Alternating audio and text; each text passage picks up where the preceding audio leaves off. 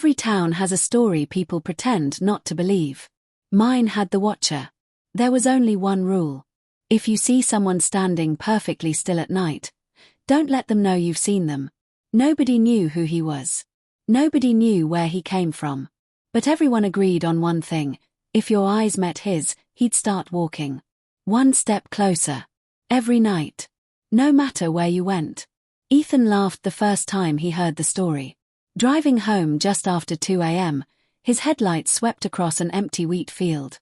A man stood in the middle of it. Tall. Wearing a long black coat. Perfectly still. Curious, Ethan flashed his high beams. The figure didn't flinch. Must be some farmer, he muttered, driving away. When he got home, he joked about it in the family group chat. His grandmother replied almost instantly. Did he see you? I think so. A minute passed. Then another message appeared.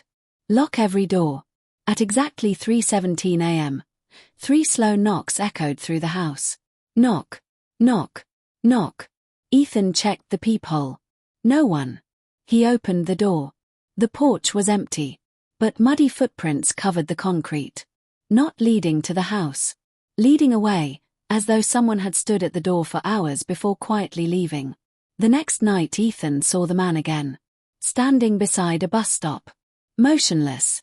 The following night he was across the street. The night after that. At Ethan's front gate. Every midnight the distance grew shorter. The figure never moved while Ethan looked directly at him. But every time Ethan blinked, he seemed closer. Terrified, Ethan left town. He moved to another city. Then another. Hotels. Airports. Different countries. It didn't matter. At midnight, the Watcher was always there. Across a parking lot. Outside a train station. At the end of a deserted hallway. Always one step closer than the night before. Years passed. Friends called him paranoid. Doctors blamed stress.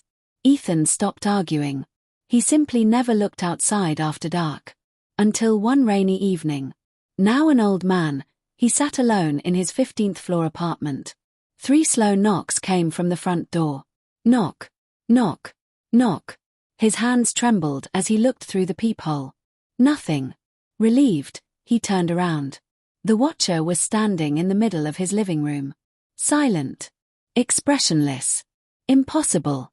The apartment was locked. No windows were open. No balcony.